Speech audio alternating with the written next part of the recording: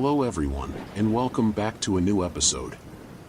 I know many of you use these videos to help you sleep, so before we begin, I thought it would be fun for everyone to say hello and leave a comment letting me know where in the world you're tuning in from. Your engagement really makes this channel special. And hey, if you enjoy getting your nightly dose of thrills and chills with us, why not hit that subscribe button below? It's the best way to never miss out on the latest terrifying tales. So kick back, relax, and let's get started. The delivery guy practically shoved the package into my hands, muttering something about wrong address and scurrying off into the twilight. I stared at the innocuous cardboard box, a knot of unease tightening in my stomach. The address label was clearly mine, yet a shiver ran down my spine as I noticed the return address, sender unknown.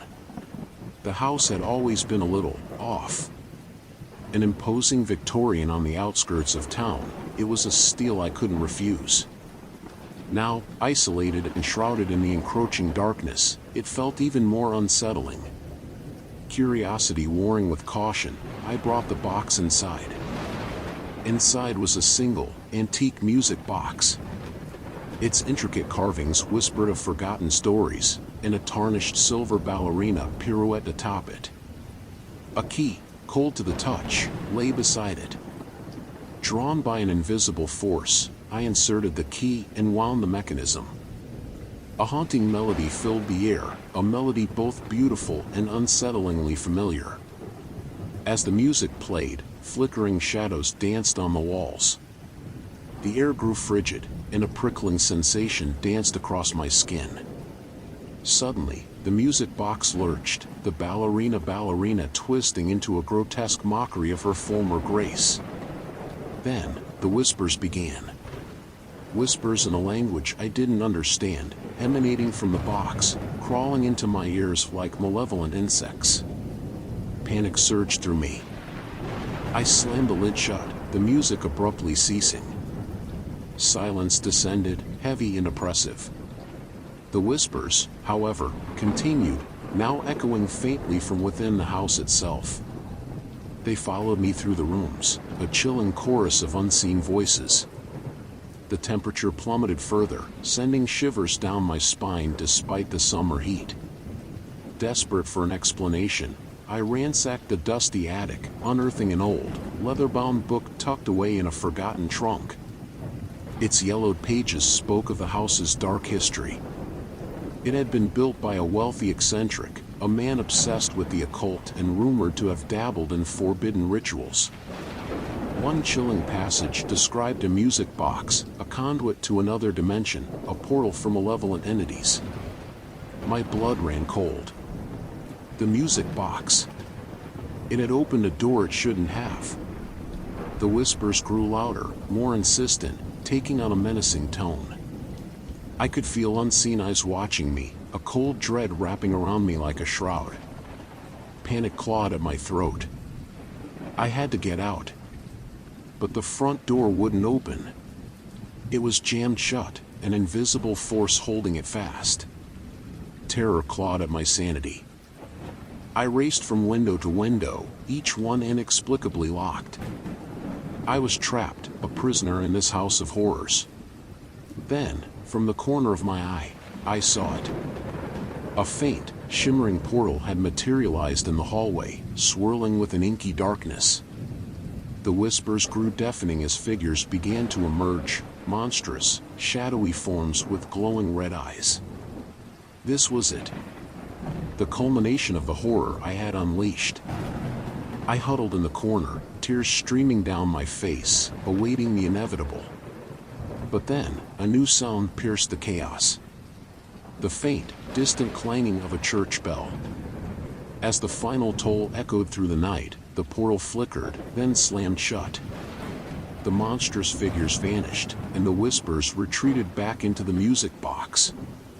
Exhausted and shaken, I collapsed onto the floor. The music box lay silent beside me, its tarnished surface glinting in the moonlight. Morning arrived, painting the sky with streaks of pink and orange, a stark contrast to the horrors of the night. The box remained silent, but a constant reminder of the darkness it held. I called a locksmith, my hands trembling as I recounted the tale, a tale met with a skeptical chuckle and a muttered comment about overactive imaginations. I stayed in the house, a part of me afraid to leave, another part yearning for normalcy. Every creak of the floorboards, every rustle of wind, sent a tremor through me. The whispers, though silent, echoed in the recesses of my mind, a constant reminder of the night the veil between worlds threatened to tear. The music box stands innocuously on a shelf now, a chilling souvenir of the night I unlocked a door that should have remained closed. But the real horror lies not in the box itself, but in the knowledge that the darkness it held is still out there, waiting for another foolish soul to open the portal and unleash the whispers once more.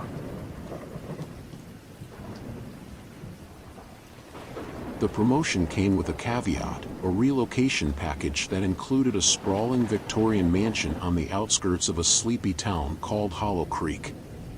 A steal, my boss had enthused, oblivious to the oppressive weight of the house that settled on me the moment I stepped through its threshold. The peeling wallpaper and dusty furniture held a melancholic charm, but a deeper unease gnawed at me. It wasn't just the creaking floorboards or the drafts that seemed to whisper through unseen cracks. It was the unsettling silence that hung heavy in the air, broken only by the mournful hoot of an owl outside. The first night, I woke up with a jolt, heart hammering against my ribs. A faint melody, melancholy and haunting, drifted from somewhere within the house. It wasn't a recognizable tune, but it resonated within me, evoking a sense of profound sadness. I traced the sound to a dusty gramophone tucked away in a corner of the library. No record on the turntable, yet the music played on, a melancholic whisper in the dead of night.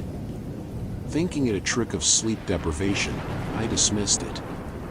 But the music became a nightly visitor, the melody growing more mournful with each passing night. Desperate for a sense of normalcy, I decided to explore the house in daylight. The attic, a labyrinth of cobwebs and forgotten trinkets, held a worn diary tucked away in a dusty trunk. The diary belonged to a young woman named Amelia, a resident of the house a century ago. Her entries spoke of a budding romance, stolen glances, and whispered promises. Then, the tone abruptly shifted. Fear and despair filled the pages, cryptic entries hinting at a controlling, possessive relationship. The final entry, scrawled in a frantic hand, sent a shiver down my spine. He won't let me leave. He says I belong to him, forever. The diary ended there, the story unfinished. A sudden chill swept through the attic, though all the windows were firmly shut. The fear gnawed at me. Was Amelia a victim of a jealous lover, trapped within these very walls? Was that her spirit playing the mournful melody, a plea for help even from beyond the grave? The music, once ethereal, now felt accusatory, a chilling reminder of the unfinished business that lingered within the house. One night, as the music swelled, a figure materialized on the landing outside my room. A woman in a faded white dress, her face obscured by long dark hair. A spectral hand reached out towards my door, the music reaching a crescendo. Panic seized me. I scrambled back, knocking over a chair in my haste. The figure vanished with a sound like a sigh, the music abruptly stopping. Sleep became an impossible dream. Exhaustion gnawed at me, but the fear of the spectral figure kept me awake. The house, once a symbol of new beginnings, now felt like a prison. Then, a discovery. In the basement, behind a dusty bookcase, I found a hidden door. Behind it, a small room, furnished with a piano and a single chair. In sheet music, the melody that haunted me, neatly arranged on a stand. Driven by a morbid curiosity, I sat down and hesitantly played the first few bars. The music filled the room, a mournful yet strangely beautiful melody. As I played, A wave of sadness washed over me, an empathy for the tragic love story that unfolded within these walls. Finishing the piece, I looked up, expecting the spectral figure. But the room was empty. The air, once heavy with sadness, felt lighter. The music box in the library remained silent from that night on. The house never truly felt welcoming, but the oppressive darkness had lifted. Amelia's spirit, it seemed, had finally found peace. The haunting melody, a chilling reminder of her plight, now held a bittersweet note, a song of love and loss, finally played to completion. However, in the quiet of the night, sometimes, I still swear I hear a faint echo of the melody, carried on the wind, a whisper on the edge of my hearing, a reminder of the love story that forever intertwined with the fate of the old Victorian mansion on the outskirts of Hollow Creek.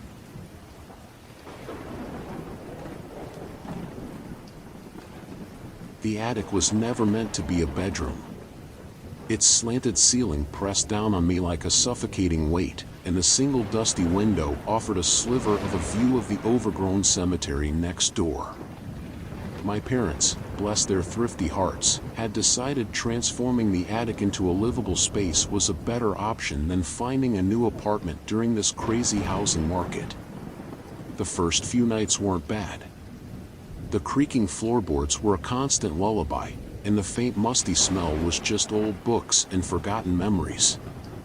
But then came the whispers. It started subtly, a soft rustling sound that seemed to come from the corner of the room.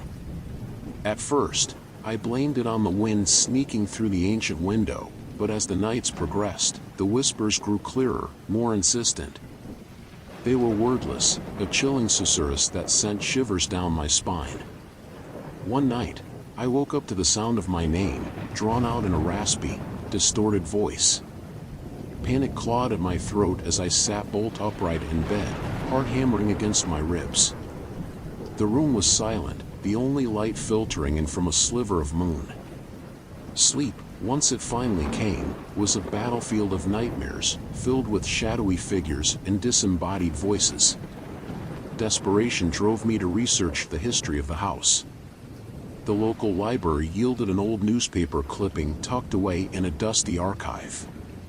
It spoke of a tragedy that had transpired here decades ago, a young couple, trapped in a fire that ripped through the house in the dead of night. The story sent a cold dread spiraling through me. Were they the source of the whispers?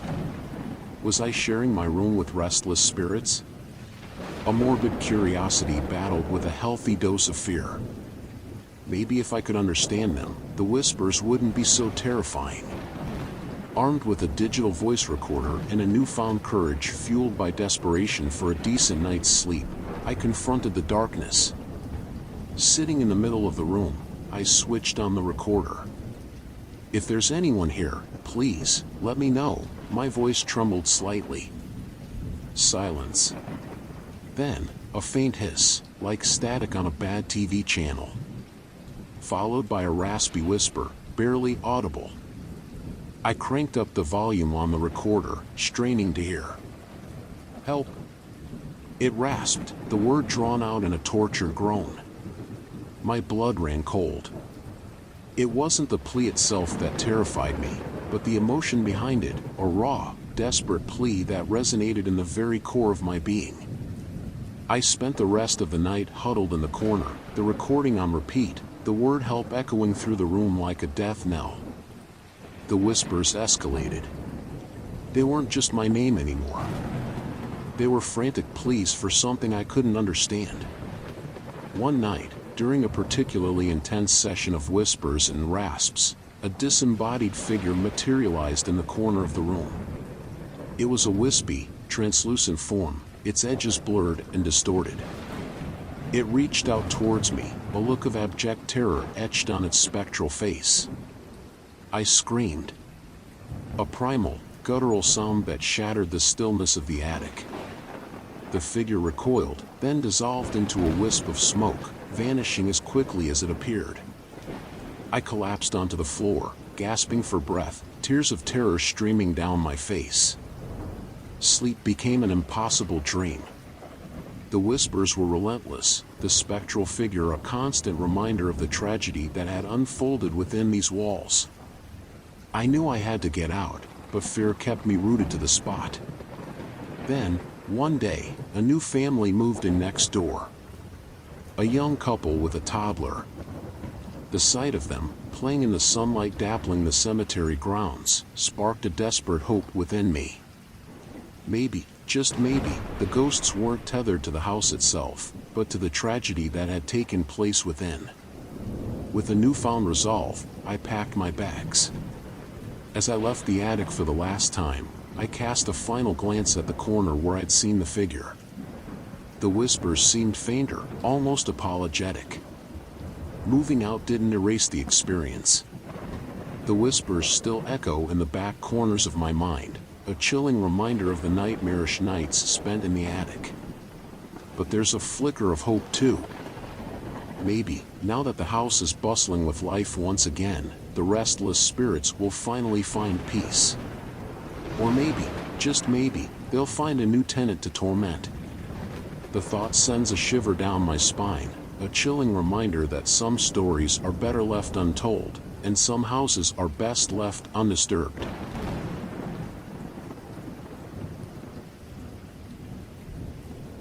The fluorescent lights in the late-night grocery store buzzed with a relentless monotony. Rain lashed against the windows, drumming a frantic rhythm that mirrored the disquiet growing in my stomach.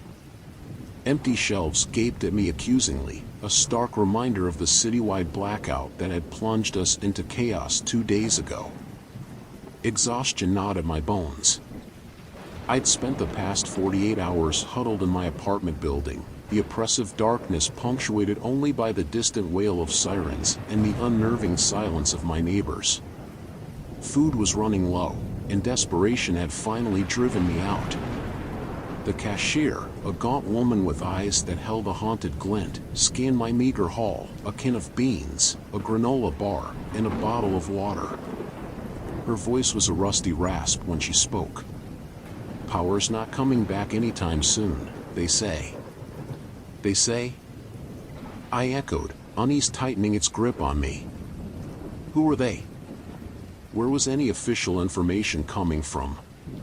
The woman shrugged, a gesture that spoke volumes of her own anxieties.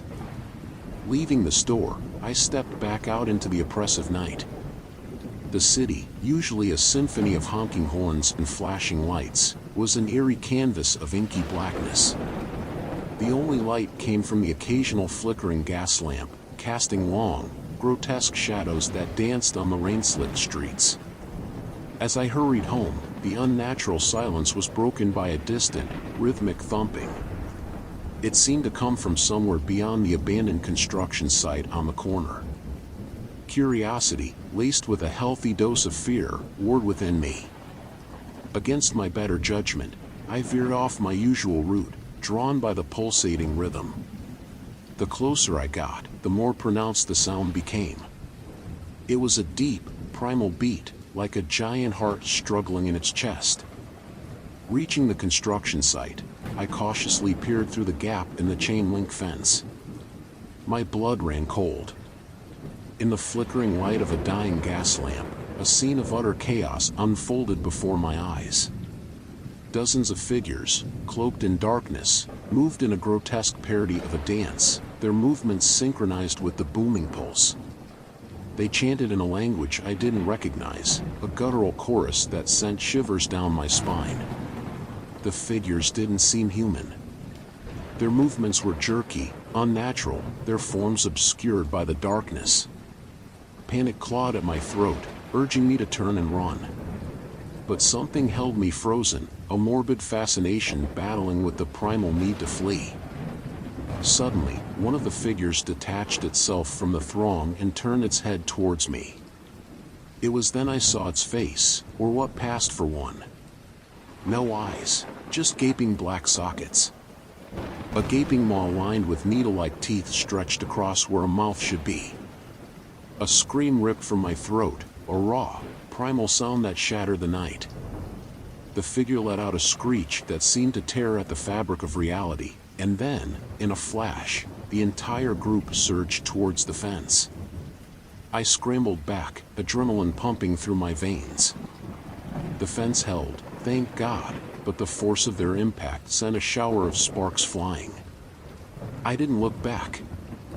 I sprinted through the rain-soaked streets, the thumping chant echoing in my ears, a terrifying lullaby urging me towards a darkness deeper than the blackout that had gripped the city. Back in my apartment, huddled beneath a thin blanket, I listened to the relentless rain, the sound almost comforting compared to the chilling memories that haunted me. The city was dark, but it was also silent now, a silence even more terrifying than the pulsating chant. What had I witnessed?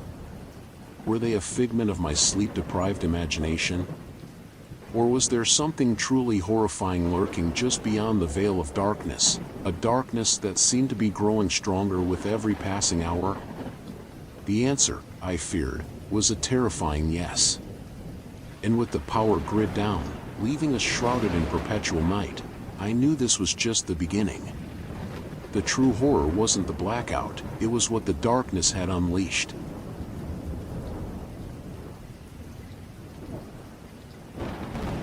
The groan of the floorboards wasn't unusual in this old house. It was a symphony of creaks and pops, a settling dialogue between wood and time. But this groan, this one that echoed just past 3 in the morning, felt different. It was deeper, more deliberate, like a sigh escaping heavy lungs. I jolted awake, heart hammering against my ribs. The oppressive silence that followed the groan was worse than the sound itself. I lay there, listening intently, every muscle tensed. Nothing. Just the faint hum of the refrigerator in the kitchen 2 floors down. Sleep, however, had deserted me completely. I tossed and turned, the groan replaying in my mind like a broken record. Finally, I gave up the fight and threw on a sweatshirt.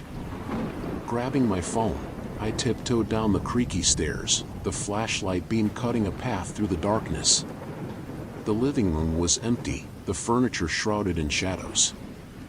I checked the front door, locked. Then the back. Locked too. A sliver of unease wormed its way into my gut.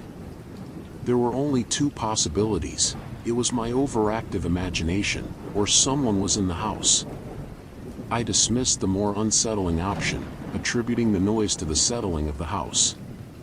But a niggling doubt persisted. I decided to do a quick sweep of the first floor, just to be safe. My heart pounded a frantic rhythm against my ribs as I moved from room to room, the silence pressing in on me. Finally, I reached the old library at the back of the house. It was the room I used the least, a dusty, book-filled space with a large bay window overlooking the overgrown backyard. Taking a deep breath, I pushed the heavy oak door open. The room was bathed in an eerie moonlight filtering through the window. A chill snaked down my spine, raising goosebumps on my arms.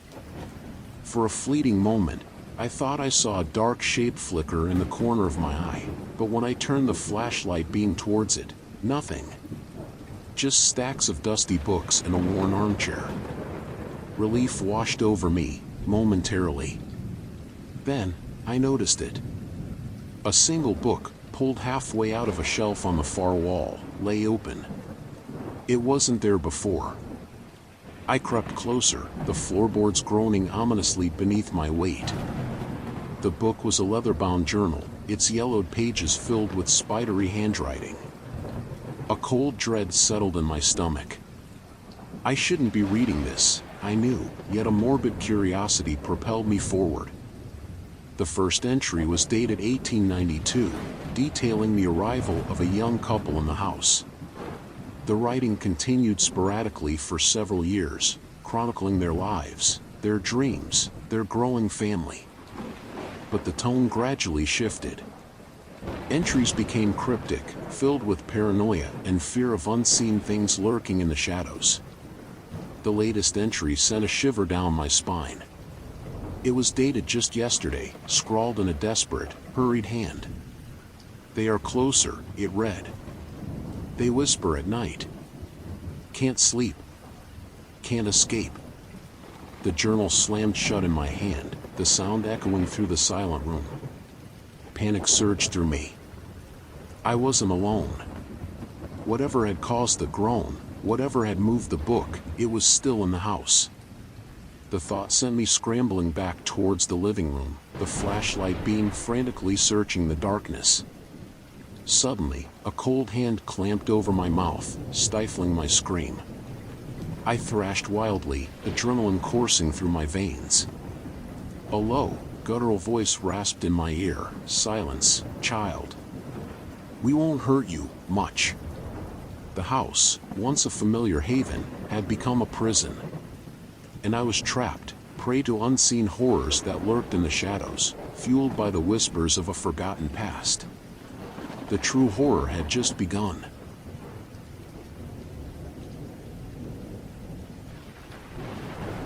The neon glow of the open 24 hours sign cast the diner in an artificial twilight. Rain lashed against the windows, a relentless drumbeat that mirrored the frantic rhythm of my heart.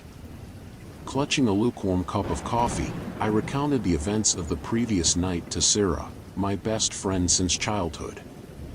Maybe it was a one-time thing, Sarah offered, her voice laced with a tremor that betrayed her attempt at optimism.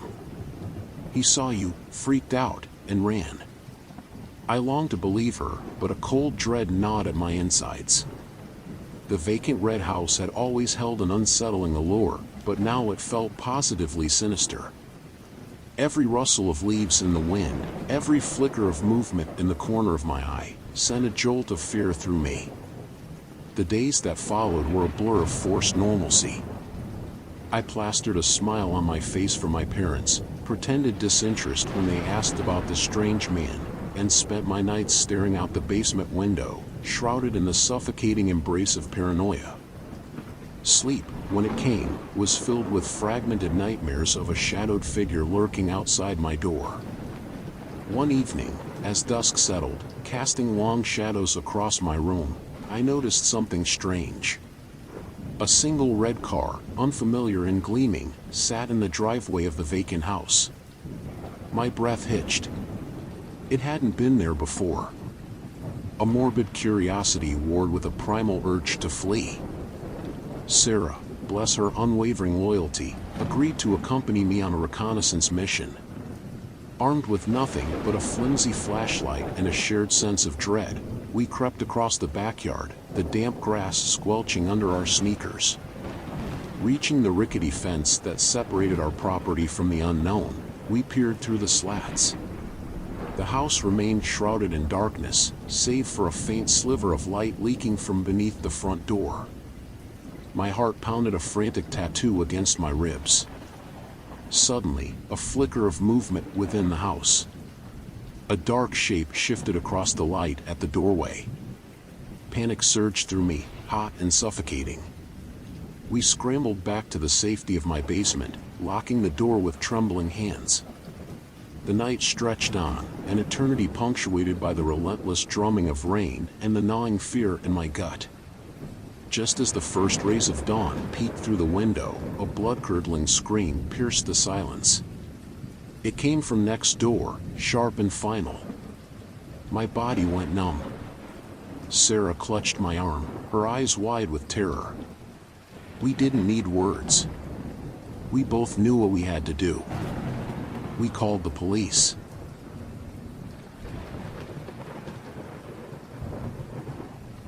The retirement community, nestled amongst rolling green hills, had seemed idyllic at first. Sunshine Meadows boasted bingo nights, Tai Chi classes, and a disconcerting number of casseroles. But beneath the surface of forced cheer, an unsettling quiet hummed, a disquiet that gnawed at me with each passing day. The residents were the source of this unease. Their smiles were fixed, their gazes vacant. Conversations, when they happened, were filled with cryptic pronouncements and unsettling silences. One afternoon, during a particularly bland game of shuffleboard, Mrs. Henderson, a sprightly woman with an unnervingly youthful face, leaned in and whispered, "They're coming soon, dear. Be ready." I dismissed it as senile rambling, but a seed of doubt had been planted. Nights were the worst. From my room, I'd hear a low, rhythmic chanting echoing through the halls, punctuated by the occasional, blood-curdling scream. Sleep became a luxury I could no longer afford. One particularly restless night, drawn by the chanting, I ventured out of my room. The hallway was bathed in an eerie red light emanating from the activity room. Through the cracked door, I witnessed a scene that chilled me to the bone. The residents, their eyes glowing with an unnatural light, were circling a pentagram drawn on the floor in chalk. They chanted in a language I didn't recognize, their voices raspy and discordant.